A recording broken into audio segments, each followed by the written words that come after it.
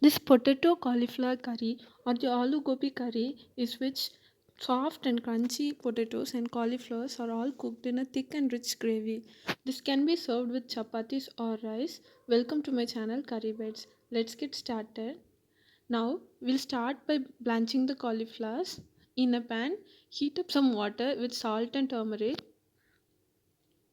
Once this begins to boil or bubbles start appearing, add in 250 grams of cauliflower florets. Stir and cook it in medium flame for 3 minutes. After 3 minutes, drain the cauliflower florets, wash it in room temperature water and set aside.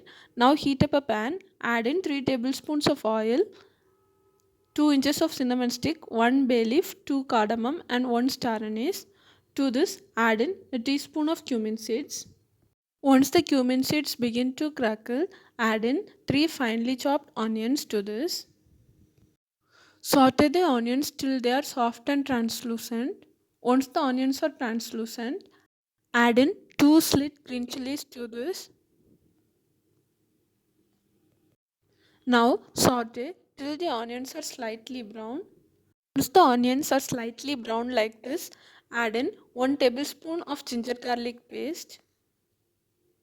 Saute for a minute or two, and once the raw aroma of ginger and garlic goes off, add in half a teaspoon of turmeric powder, 2 tablespoons of red chilli powder, a teaspoon of garam masala and 1.5 tablespoons of coriander powder. Now combine everything well. Saute this for a minute or two on low flame. Grind 3 tomatoes in a mixer jar and add the ground paste to the curry. Combine everything well. Saute this on medium flame for 4 to 5 minutes. Once the curry begins to leave out oil on the sides, add in 2 cups of water to this.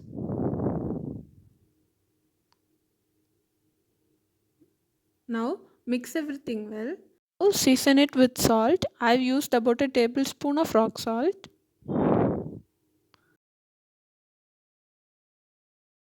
Once the curry begins to boil and bubbles start coming up, add in the blanched cauliflower florets and 2 potatoes cut into cubes. If you want a richer taste, you can fry the potatoes and cauliflower florets as well. I am not doing that today. Now cover and cook this for about 10 to 15 minutes.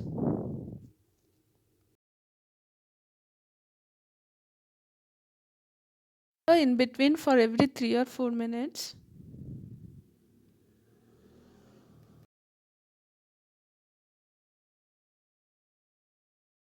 Once the potatoes are soft and cooked and the gravy has thickened, add in half a teaspoon of pepper powder,